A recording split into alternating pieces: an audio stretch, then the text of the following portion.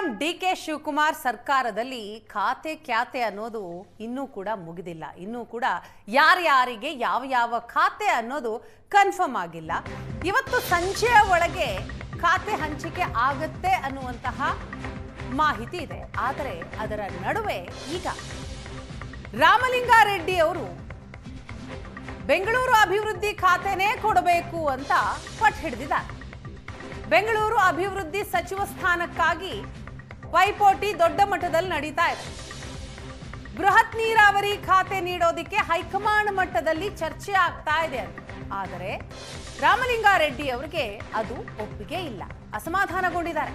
ಬೆಂಗಳೂರು ನಗರಾಭಿವೃದ್ಧಿ ಕೊಡದೆ ಹೋದರೆ ರಾಜೀನಾಮೆಗೂ ಕೂಡ ಚಿಂತನೆಯನ್ನ ಮಾಡಿದ್ದಾರಂತೆ. ನಗರಾಭಿವೃದ್ಧಿ ಕೊಡದಿದ್ರೆ ಸಚಿವ ಸಂಪುಟವೇ ಬೇಡ ಅಂತ ರಾಮಲಿಂಗಾರೆಡ್ಡಿ ಪಟ್ಟು ಹಿಡಿದಿದ್ದಾರೆ. ಖಾತೆ ಹಂಚಿಕೆ ಸಂಬಂಧ ರಾಮಲಿಂಗಾರೆಡ್ಡಿ ತೀವ್ರ ಅಸಮಾಧಾನವನ್ನ ಹೊರಹಾಕಿದ್ದಾರೆ. ನಗರಾಭಿವೃದ್ಧಿ ಅಂದ್ರೆ ಬೆಂಗಳೂರು ನಗರಾಭಿವೃದ್ಧಿ ಖಾತೆಗೆ ಪಟ್ಟು ಹಿಡಿದಿದ್ದಾರೆ. ಭಾರಿ ಕುತೂಹಲ ಮೂಡಿಸಿದೆ ರಾಮಲಿಂಗಾರೆಡ್ಡಿ ಅವರ ನಡೆ. 8 ಬಾರಿ ಶಾಸಕರಾದಂಥವರು. ಕಳೆದ ಬಾರಿಯೂ ಕೂಡ ಸಿದ್ದರಾಮಯ್ಯನವರು ಸಿಎಂ ಆದಂತಹ ಸಂದರ್ಭದಲ್ಲಿ ಆಗ್ಲೂ ಅವರಿಗೆ ಕೊಟ್ಟಂತಹ ಖಾತೆ ಸಮಾಧಾನವನ್ನ ತಂದಿರಲಿಲ್ಲ. ಆ ಸಂದರ್ಭದಲ್ಲಿ ಡಿಸಿಎಂ ಆಗಿದ್ದಂತಹ ಡಿಕೆ ಶಿವಕುಮಾರ್ ಅವರು ಸ್ವತಃ ರಾಮಲಿಂಗಾರೆಡ್ಡಿ ಅವರ ನಿವಾಸಕ್ಕೆ ಹೋಗಿದ್ರು. ಅವರ ಜೊತೆ ಪುತ್ರಿಯ ಜೊತೆ ಮಾತನಾಡಿದ್ರು, ಸಮಾಧಾನ ಮಾಡಿದ್ರು. ಸಂಜೆಯವರೆಗೂ ಕಾದು ನೋಡೋದಿಕ್ಕೆ ಈಗ ಸದ್ಯ ರಾಮಲಿಂಗಾರೆಡ್ಡಿ ಅವರು ಮುಂದಾಗಿದ್ದಾರೆ. ಯಾವ ಖಾತೆ ಕೊಡ್ತಾರೆ ಅನ್ನೋದನ್ನ ನೋಡಿ ಮುಂದಿನ ನಿರ್ಧಾರ ಅಂತ ಹೇಳ್ತಾ ಇದ್ದಾರೆ. ಮಾಧ್ಯಮಗಳಿಗೆ ಪ್ರತಿಕ್ರಿಯೆಯನ್ನ ಕೊಟ್ಟಿಲ್ಲ ರಾಮಲಿಂಗಾರೆಡ್ಡಿ. ಖಾತೆಯ ಬಗ್ಗೆ ಚರ್ಚಿಸೋದಿಕ್ಕೆ ಡಿಕೆಶಿ ಕಚೇರಿಗೆ ಬಂದಿದ್ದಾರೆ.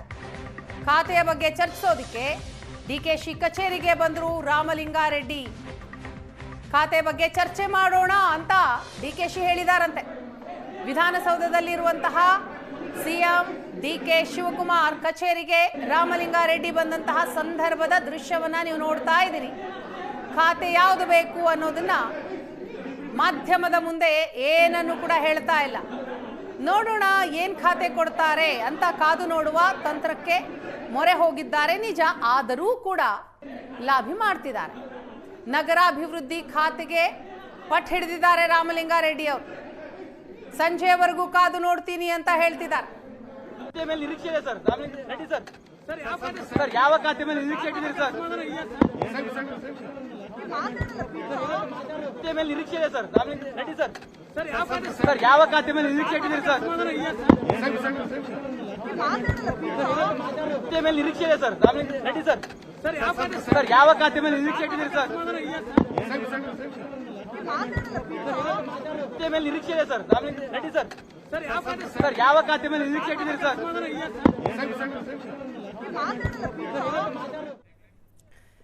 ಈ ಬಗ್ಗೆ ಡೀಟೇಲ್ಸ್ ಕೊಡ್ತಾರೆ ನಮ್ಮ ಪ್ರತಿನಿಧಿ ವಿದ್ಯಾ. ಇದೀಗ ನಮ್ಮ ಜೊತೆ ಸಂಪರ್ಕದಲ್ಲಿದ್ದಾರೆ. ವಿದ್ಯಾ, ಗಮನಿಸ್ತಾ ಇದ್ದೀವಿ ರಾಮಲಿಂಗಾರೆಡ್ಡಿ ಅವರು ಬೆಳಿಗ್ಗೆಯೂ ಕೂಡ ಏಷ್ಯಾನೆಟ್ ಸುವರ್ಣ ನ್ಯೂಸ್ ಜೊತೆ ಮಾತಾಡಿದ್ರು. ನೋಡೋಣ ಯಾವ ಖಾತೆ ಕೊಡ್ತಾರೆ, ಆಮೇಲೆ ಮಾತಾಡ್ತೀನಿ ಅಂತ. ಈಗಲಾದ್ರೂ ಏನನ್ನಾದ್ರೂ ಹೇಳ್ತಿದಾರಾ? ಯಾವ ಖಾತೆಗೆ ಅವರು ಪಟ್ಟು ಹಿಡಿದಿದ್ದಾರೆ ಅನ್ನೋದರ ಬಗ್ಗೆ ಏನಾದ್ರು ಸುಳಿವು ಕೊಡ್ತಾ ಇದ್ದಾರಾ? ವೀಣಾ, ಬಹುತೇಕ ರಾಮಲಿಂಗಾರೆಡ್ಡಿ ಅವರಿಗೆ ನೀರಾವರಿ ಖಾತೆ ಕೊಡಬಹುದು ಅನ್ನುವಂಥದ್ದು ಖಚಿತ ಆಗಿದೆ. ಈ ಕಾರಣಕ್ಕಾಗಿ ರಾಮಲಿಂಗಾರೆಡ್ಡಿ ಅವರು ಅಸಮಾಧಾನಗೊಂಡಿರುವಂಥದ್ದು. ತಮಗೆ ಬೆಂಗಳೂರು ನಗರಾಭಿವೃದ್ಧಿ ಇಲಾಖೆಯನ್ನ ಕೊಡ್ತಾರೆ ಅನ್ನುವಂಥದ್ದು ಅವರ ನಿರೀಕ್ಷೆಯಲ್ಲಿತ್ತು. ಯಾಕಂದ್ರೆ ಕಳೆದ ಸರ್ಕಾರದಲ್ಲಿ ಅಂದ್ರೆ ಕಳೆದ ಸಿದ್ದರಾಮಯ್ಯನವರ ಕ್ಯಾಬಿನೆಟ್ನಲ್ಲಿ ಸಚಿವರಿಗೆ ಒಂದಷ್ಟು ಖಾತೆಗಳನ್ನ ಹಂಚಿಕೆ ಮಾಡುವಂತ ಸಂದರ್ಭದಲ್ಲಿ ರಾಮಲಿಂಗಾರೆಡ್ಡಿ ಅವರಿಗೆ ಸಾರಿಗೆ ಮತ್ತು ಮುಜರಾಯಿ ಇಲಾಖೆಯನ್ನ ಕೊಡಲಾಗಿತ್ತು. ಆ ಕಾರಣಕ್ಕಾಗಿ ಅವರು ಸಾಕಷ್ಟು ಅಸಮಾಧಾನವನ್ನಗೊಂಡಿದ್ರು. ನನಗೆ ಸಾರಿಗೆ ಮತ್ತೆ ಮುಜರಾಯಿ ಇಲಾಖೆ ಬೇಡ ಅನ್ನುವಂತಹ ನಿಟ್ಟಿನಲ್ಲಿ ಅವರು ಪಟ್ಟನ್ನ ಹಿಡಿದಿದ್ರು.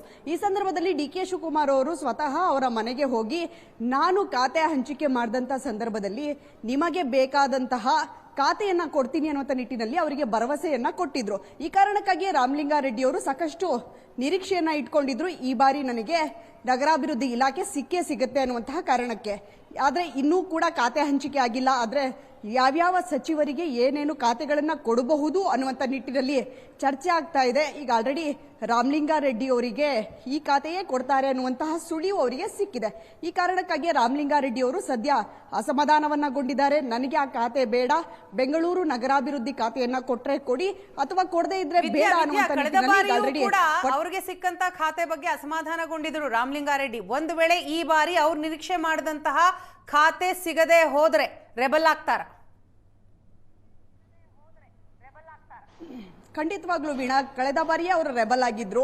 ತನಗೆ ಯಾವುದೇ ಖಾತೆಗಳು ಬೇಡ ಅನ್ನುವಂಥ ನಿಟ್ಟಿನಲ್ಲಿ ಅವರು ಪಟ್ಟನ್ನ ಹಿಡಿದಿದ್ರು. ಆದ್ರೆ ಈ ಬಾರಿ ಏನು ಮಾಡ್ತಾರೆ ಅನ್ನುವಂಥದ್ದು ಸಾಕಷ್ಟು ಕುತೂಹಲ ಆಗಿದೆ. ಯಾಕಂದ್ರೆ ಡಿ ಕೆ ಶಿವಕುಮಾರ್ ಅವರು ಮತ್ತೆ ರಾಮಲಿಂಗಾರೆಡ್ಡಿ ಅವರು ಇಬ್ರು ಕೂಡ ಒಮ್ಮೆಲೆ ಅಧಿಕಾರಕ್ಕೆ ಬಂದಂತವರು, ಒಮ್ಮೆಲೆ ಕಾಂಗ್ರೆಸ್ ಪಕ್ಷದಲ್ಲಿ ಅವರು ನಿಂತು ಅಧಿಕಾರವನ್ನ ತೆಗೆದುಕೊಂಡವರು, MLA ಆದಂತವರು. ಸೊ ಈ ಕಾರಣಕ್ಕಾಗಿ ರಾಮಲಿಂಗಾರೆಡ್ಡಿ ಅವರು ಡಿ ಕೆ ಶಿವಕುಮಾರ್ ಅವರ ಬಳಿ ಕೇಳಿದ್ದಾರೆ ಅನ್ನುವಂತಹ ಮಾಹಿತಿ ಕೂಡ ಸದ್ಯಕ್ಕೆ ಇದೆ.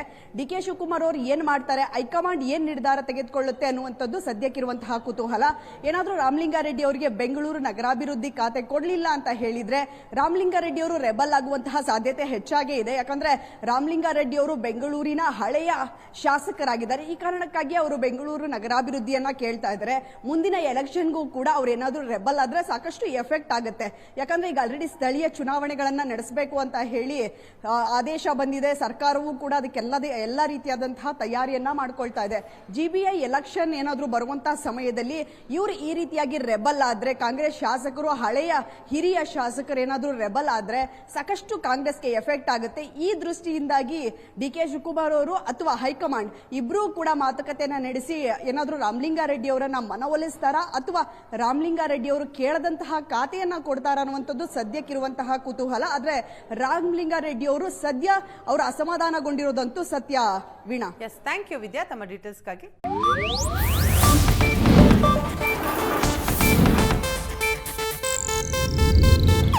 ಇದು ಏಷ್ಯಾನೆಟ್ ನ್ಯೂಸ್ ನೆಟ್ವರ್ಕ್ ಪ್ರಸ್ತುತಿ.